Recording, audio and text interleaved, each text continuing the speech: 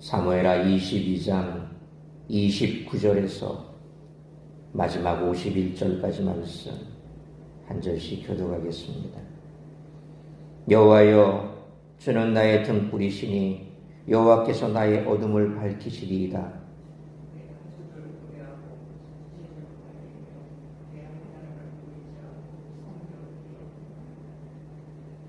하나님의 도는 완전하고 여호와의 말씀은 진실하니 그는 자기에게 피하는 모든 자에게 방패시로다.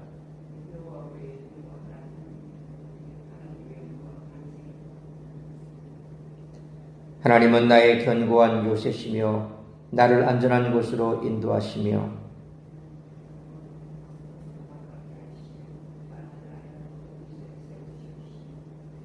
내 손을 가르쳐 싸우게 하시니 내 팔이 노팔을 당기도다.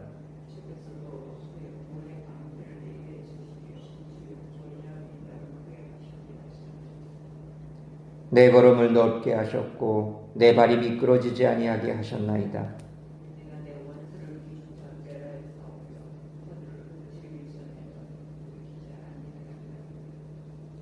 내가 그들을 무찔러 전멸시켰더니 그들이 내 발 아래 엎드러지고 능히 일어나지 못하였나이다.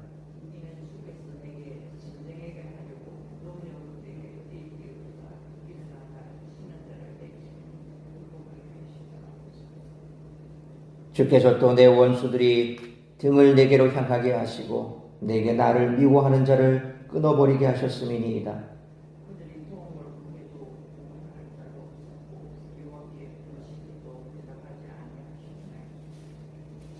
내가 그들을 땅의 티끌같이 부스러뜨리고 거리의 진흙같이 밟아 헤쳤나이다.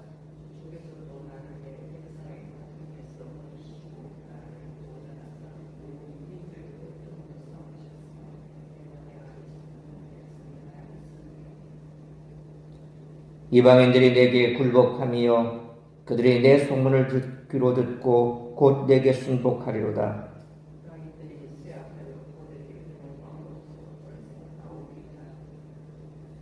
여호와의 사심을 두고 나의 반석을 찬송하며 내 구원의 반석이신 하나님을 높일지로다.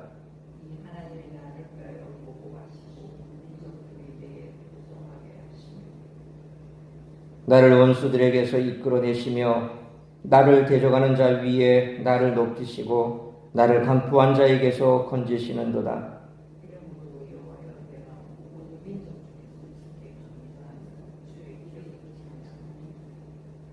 51절 같이 읽습니다. 여호와께서 그의 왕에게 큰 구원을 주시며 기름 부은 반자에게 인자를 베푸시며 영원하도록 다윗과 그 후손에게로다 하였더라. 아멘. 다윗은 22장의 장편 소사시의 첫 부분인 3절과 또 가운데 부분인 32절 그리고 마지막 부분인 44절에서 하나님을 반석이라고 고백합니다. 그리고 반석이라는 상징이 하나님의 어떤 속성을 가리키는지를 제각각 상세하게 밝힙니다. 대적들을 상대할 능력을 키워주시고 그들을 굴복시키도록 도와주시는 하나님. 한 걸음 더 나아가 온 세상이 그분의 이름을 높이며 찬송하게 하시는 하나님을 상징하며 그분을 찬송하라고 권고합니다. 여기서 반석이라는 상징어는 견고함, 영원함을 뜻한다고 볼 수 있습니다. 더불어 대적의 공격을 막아주는 방어의 의미도 있습니다. 다윗의 삶이 성공적이었다라고 평가하는 궁극적 기준도 다윗이 하나님을 반석으로 삼고 그분께 모든 것을 내맡기고 그분에게서 모든 일의 결정을 찾았다는 데 있지 않았을까요? 그것은 오늘 우리들에게도 마찬가지로 적용되는 원리입니다. 오늘 본문을 포함해 22장의 이 긴 소사시는 또한 다윗의 종교성을 강조합니다. 이는 내일 살펴보게 될 23장 1절로 7절에 다윗의 유언과 짝을 이루어 다윗의 신앙심을 돋보이게 하는 구실을 합니다. 사무엘서에서 강조하는 다윗은 양면적입니다. 신앙의 바탕을 두고 인내하고 하나님의 음성에 귀 기울이는 모습과 더불어 속마음을 드러내지 않으면서 정치적 입지를 굳혀나가는 노련한 정치인의 모습도 보여줍니다. 정치인으로서 다윗은 여러 종족 제거를 용인하고 때로는 적극적으로 제거하도록 다른 사람을 부추기기도 했습니다. 이런 모습은 다윗의 비신앙적인 모습을 고스란히 드러내는 21장 1절로 4절, 24장 1절로 15절의 부록 가운데서도 잘 나타납니다. 그러나 22장의 이 서사시는 그와 대조되는 다윗의 신앙적인 모습을 강조하면서 우리들에게 자신을 들여다보는 계기를 마련해 준다고 하겠습니다. 신앙인들이 가장 경계해야 하는 것이 바로 자신이 받아 누리고 있는 은혜를 망각하는 것입니다. 다윗은 승전가의 마지막 부분을 하나님이 베푸신 구원을 찬양하는 내용으로 채우고 있습니다. 그는 수많은 위기 가운데 하나님이 베풀어 주신 은혜를 다시금 되새기며 감사 찬양을 드립니다. 따라서 이와 같은 오늘 본문의 말씀을 통해서 우리들이 깨달아야 할 것은 첫째로 29절로 37절 말씀처럼 고난은 우리를 담금질하셔서 강하게 하시는 하나님의 섭리라는 것입니다. 다윗이 사울을 피해 도망할 때만 해도 앞날이 어떻게 될지 전혀 예상하지 못했을 것입니다. 하지만 그는 29절로 31절 말씀처럼 등불이 되시는 하나님을 의지했기에 두려워하지 않았고 오직 말씀에 순종함으로 모든 장벽을 뛰어넘었습니다. 이렇게 하나님만을 의뢰한 다윗에게 하나님은 32절로 33절 말씀처럼 반석이 되어주셔서 어떤 공격에도 흔들리지 않게 하셨습니다. 물론 이 과정이 순탄하지만은 않았을 것입니다. 다윗은 34절로 36절 상반절 말씀처럼 하나님이 자신의 발을 암사슴 발 같게 하시고 놋화를 당기게 하시고 구원의 방패를 주셨다라고 노래하지만 이런 결과를 얻게 되는 과정은 분명 고난과 위기의 연속이었을 것입니다.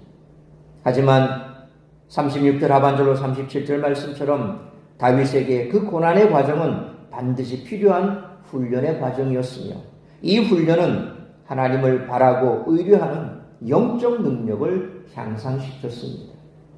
그러므로 고난 뒤에 우리를 담금질하셔서 강하게 하시는 하나님의 섭리가 있음을 깨닫고 기쁨으로 그 고난을 견딜 수 있는 우리 모두가 되시기를 축원합니다.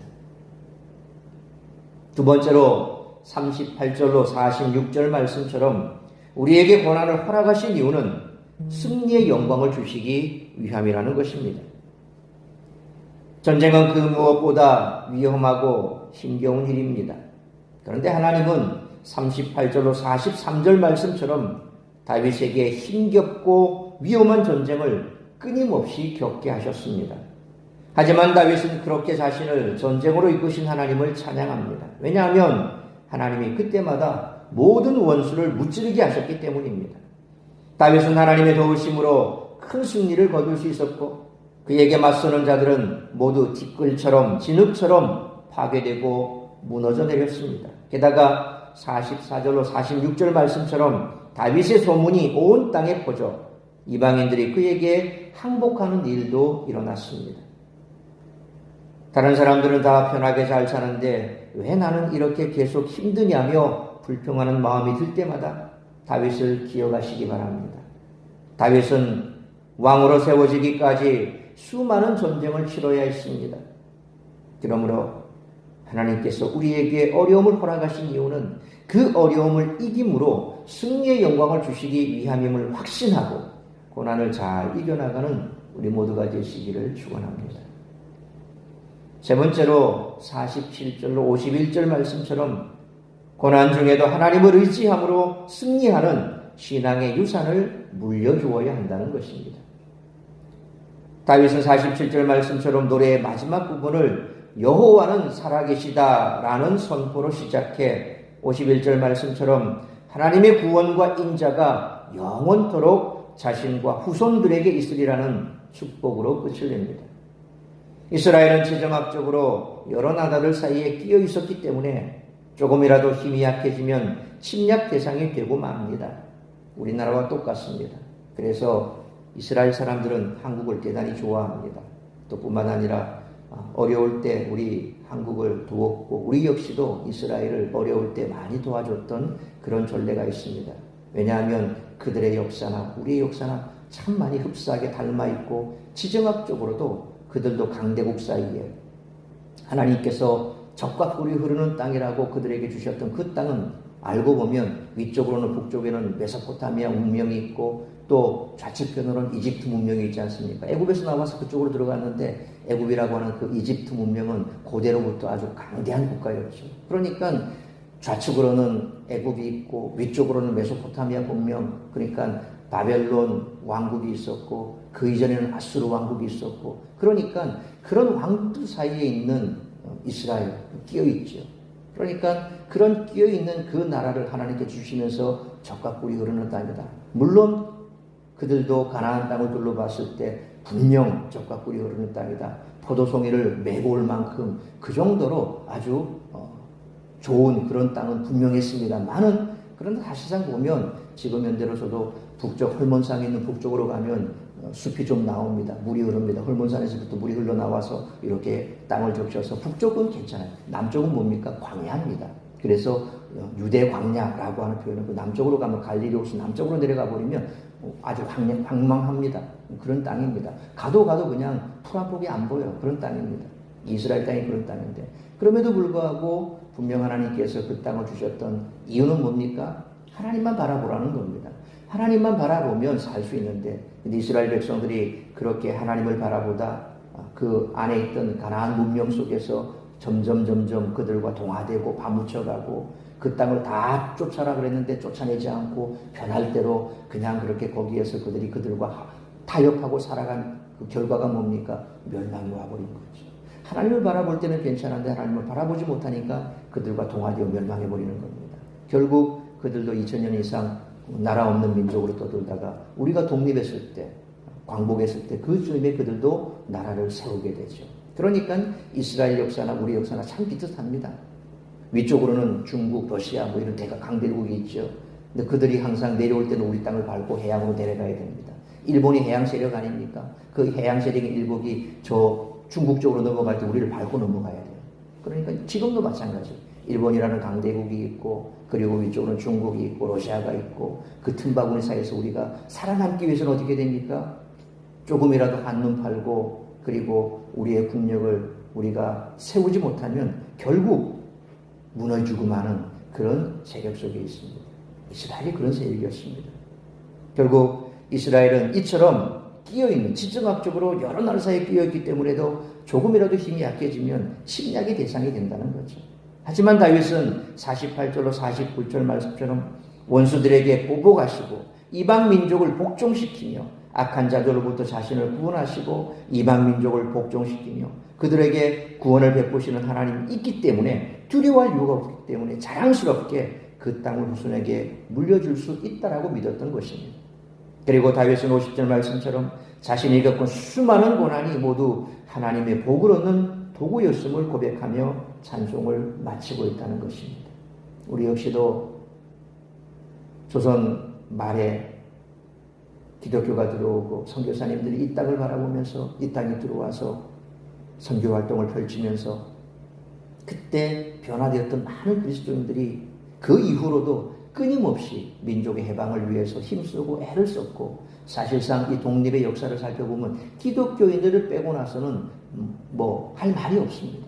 다 뭡니까? 나라의 독립을 위해서 신사참배를 거부하고 또 독립을 위해서 피 터져 싸웠던 다 많은 사람들이 뭡니까? 거의 기독교인들입니다. 그만큼 이스라엘의 역사를 보면서 하나님 앞에 이 땅을 회복시켜달라고, 이 땅을 다시금 자유롭게 만들어주셔서 그리고 우리 후손들에게 이 땅을 물려줄 수 있게 해달라고 그렇게 기도했는데, 다윗의 기도가 바로 그런 기도거든요. 오늘날도 마찬가지입니다. 나라를 가장 사랑하는 사람이 누구라고 생각하십니까? 기독교인들입니다. 기독교인 빼고 나서는 우리가 나라를 위해서 그렇게 관심 있게 보는 사람 별로 없습니다. 물론 소수는 있겠죠. 그러나 성경의 말씀이 그런 겁니다.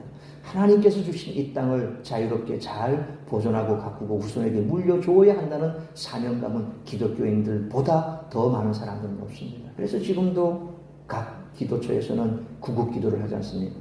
6월달은 호국보훈의 달이라고 해서 특별히 6월달만 되면 각 기도처 서초서마다 나라를 위해서, 민족을 위해서, 이 땅의 통일을 위해서 그렇게 부르짖어 기도하는 사람들은 기독교인이 거의 대만입니다.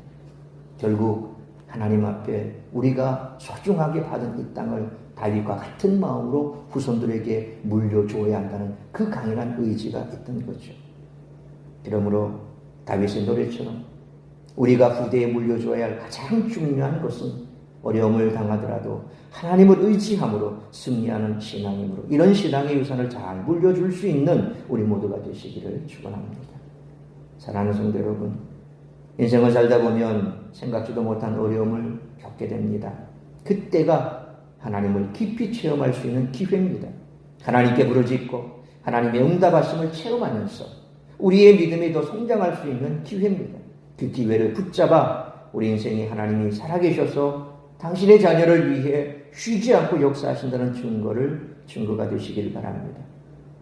그러므로 하나님께서 우리에게 고난을 허락하신 이유는 승리의 영광을 주시기 위함이며 우리를 담금질하셔서 강하게 하시는 하나님의 섭림으로 어려움을 당하더라도 하나님을 의지함으로 승리하는 이 신앙의 유산을 잘 물려줄 수 있는 우리 모두가 되시기를 주님의 이름으로 축원합니다.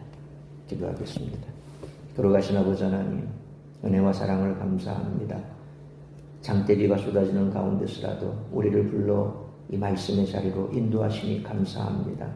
오늘 우리에게 주신 말씀처럼 이처럼 폭우가 쏟아지고 또한 어떤 자연적인 재앙이 있고 우리의 삶에 말할 수 없는 풍랑이 있다 할지라도 우리가 하나님을 향한 그 믿음 굳게 붙들고 하나님께서 나의 반석이 되시며 나의 피할 산성이 되신다는 사실을 굳게 의지하며 하나님만 바라보며 나아가는 우리 모든 성도들 되게 하여 주옵소서.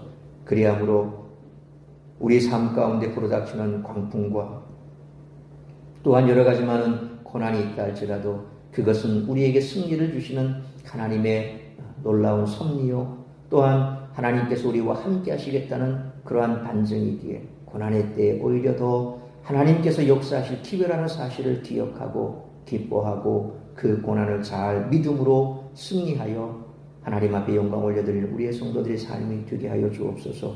그래야므로 우리가 우리의 후손들에게 억만금을 물려주는 것이 아니라 세상의 그 물질을 물려주시는 것이 아니라 하나님께서 살아계셔서 내 삶 가운데 역사하셨던 그 하나님의 역사하심과 그리고 우리의 인생을 주관하시는 하나님의 승리의 표상들, 그 믿음의 유산을 우리의 후손들에게 잘 물려줄 수 있는 우리 모든 성도들의 가정이 될 수 있도록 은총 내려 주옵소서.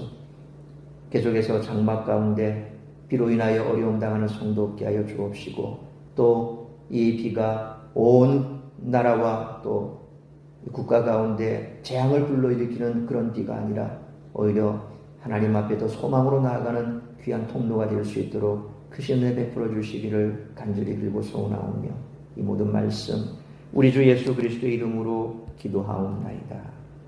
아멘.